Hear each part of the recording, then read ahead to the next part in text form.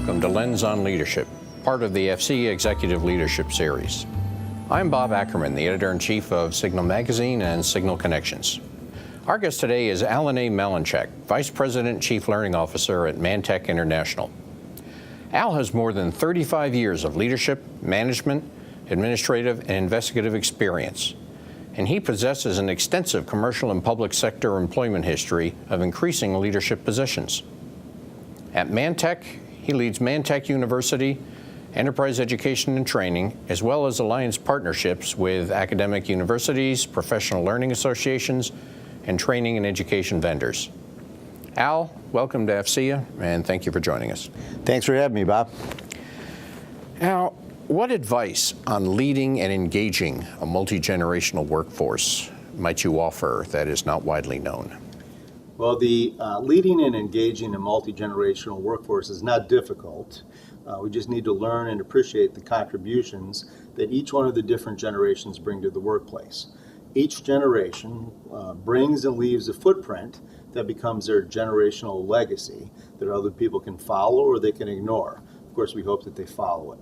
So you can change behavior, okay? And so I'd like to be able to change my behavior related to my acceptance of Gen X and Gen Y. And as well, I'd like Gen X and Gen Y to change their behavior into the acceptance of baby boomers and even the traditionalists. So to do that, there's a process that you could use called knowledge, attitude, and behavior, sometimes informally known as knowing, learning, and doing.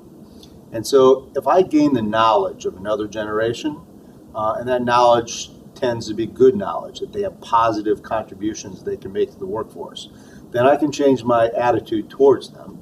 And if I can change my attitude, I can engage them in probably much better positive behavior. Now, that's easier said than done. For example, we know people that are smokers, they have the knowledge that smoking is bad for their health. They have an attitude they want to change, however, they can't quite change that behavior. So it's easier said than done. But if we think of Gen X and Gen Y from my generation, they bring a unique perspective that encompasses tremendous amounts of creativity.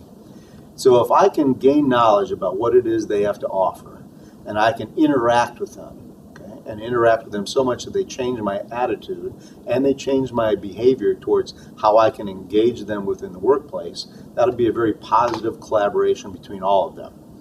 There's an author by the name of Keith Ferrazzi, and Keith Ferrazzi, he talks about an accelerated relationship development model.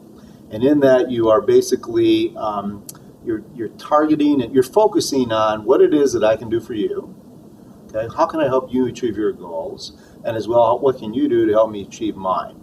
And if I can target that and build a relationship from that and do it through networking and meetings and anything else, so all those things are adding to the changing of the attitude, eventually I'm going to change the behavior. And we hope, again, that's in the positive. So if it looks and it asks the question, what can I do to help you? And if everybody asks that question, regardless of age, regardless of generation, that'd be a very positive influence in the workforce. So if we know the perfect storm is here. About 5 years ago it started. It's probably going to last another 10 or 15 depending on the economy. But there's this many baby boomer generations in the workplace. There's about this many Generation X that are ready and capable to take the place of the boomers as they leave. But there's this many Generation Y that are eager to contribute. So the name of your program here is Lens on Leadership.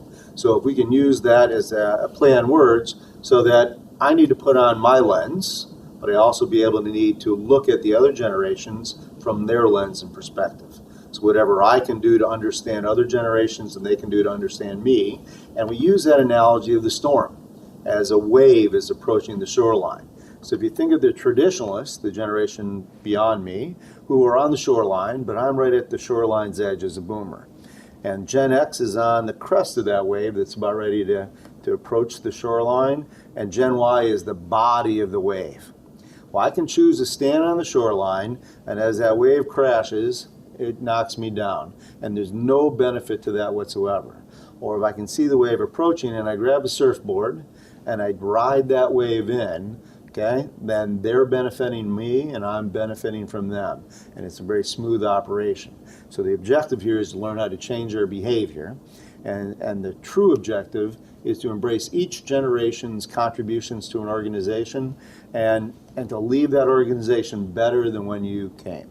And that's my best lens on leadership. All right. Well, in that vein, Al, thank you very much for sharing your individual perspective, your own lens on leadership. Thanks for your support and good luck on all your endeavors. Thank you, Bob.